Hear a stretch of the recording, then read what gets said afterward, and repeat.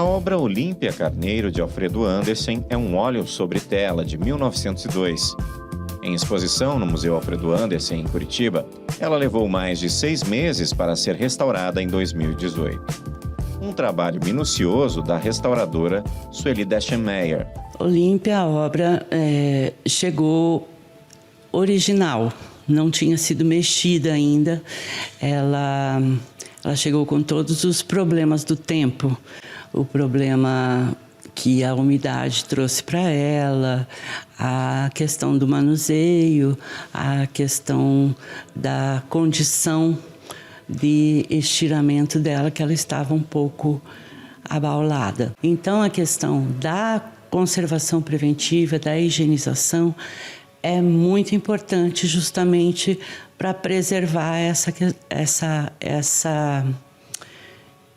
deterioração, para não ter essa deterioração. Com mais de 40 anos de experiência no ramo, ela conta que o restauro leva em consideração o respeito à originalidade da obra. A maior característica da questão do restauro é o respeito à originalidade da obra. E, nesse sentido, todos os materiais que são colocados ali são muito bem pensados para que não interfiram e não se confundam com a obra original. Quem visita o museu não imagina o quão complexo e fundamental é a conservação e o restauro do acervo, ou de obras que transitam por esses espaços culturais. A portas fechadas, um trabalho de fôlego, feito pela equipe de conservação e restauro. Devidamente paramentados, com máscaras e luvas, eles vasculham todos os lugares. Neste ponto, o olhar atento identifica pequenas sujeiras nas vitrines. Mesmo em locais protegidos, eles encontram resíduos, sujeira vinda do teto ou da poluição. O trabalho de conservação preventiva é realizado toda semana, no dia em que o museu está fechado para visitação, e uma série de fatores são observados. De acordo com a coordenadora do setor de acervo e pesquisa do museu, Cristiane Kussmann, a conservação preventiva envolve também a higienização, a medição de umidade, temperatura, o posicionamento das obras e o acúmulo da sujidade. A limpeza, semanal que nós fazemos aqui é feita pelos conservadores, pela nossa equipe e não pelos funcionários da limpeza, da manutenção.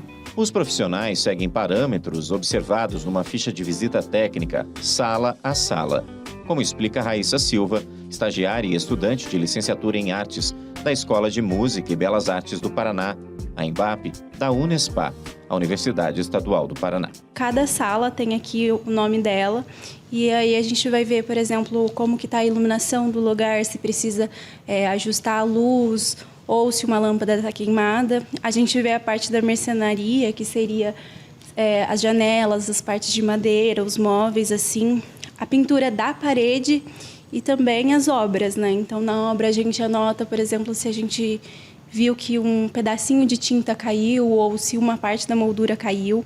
E também tem a parte da adesivagem, que é o adesivo que diz o que é aquela obra, e o que tem nela.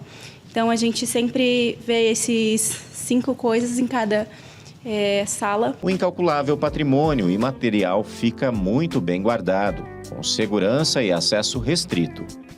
O que não está exposto fica na chamada reserva técnica, considerada o coração do museu.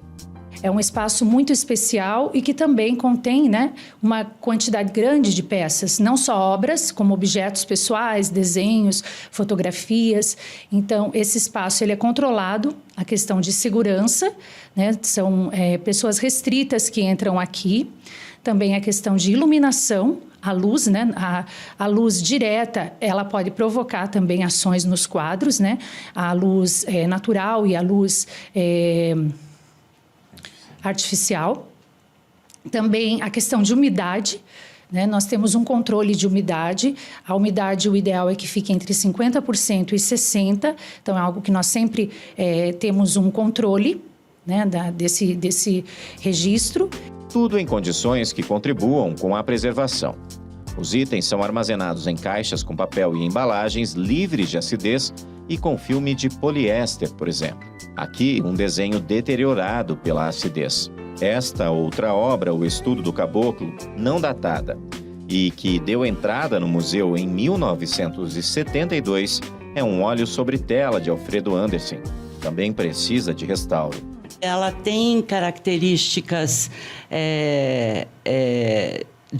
de leitura, mas tem muita perda. Então, é uma tela que se pode dizer um fragmento de obra, né? Mas é interessante porque, mesmo assim, nós conseguimos ver os traços da figura, nós conseguimos ver a pincelada do artista. Ela pode, sim, receber uma nova restauração, até com uma amenização maior dessas perdas. Desde a década de 1970, os itens carregam informações em documentos, como fichas catalográficas com as características da obra e do autor, que dão a ideia da situação das obras em diferentes momentos.